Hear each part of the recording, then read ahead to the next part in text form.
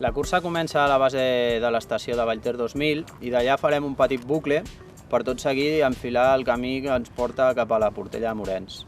D'allà girarem a l'esquerra i anirem fins a la Portella de Mentet i d'allà ja enfilarem cap al Pic de la Dona. Del Pic de la Dona farem tota la carena fins a arribar al Coll de la Geganta i del Coll de la Geganta anirem ja a enfilar al Pic de Bassivers. Del Pic de Bassivers s'agafa tota la carena que puja fins al Pic de Bastiments. Del Pic de Bastiments es fa una petita baixada i s'agafa tota la carena fins a arribar al Pic de Freser, després fins al Pic de l'Infern i baixem una mica per agafar la pujada que ens porta als Pics de la Vaca, passem pel Coll de Tirapits i arribem a la cabana de Tirapits. D'allà agafem el camí que ens portarà fins al Coll de la Marrana.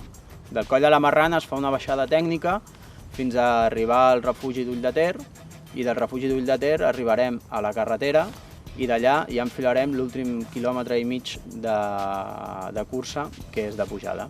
I com a conclusió, la cursa té 2.600 metres de desnivell acumulat i 21 quilòmetres de distància.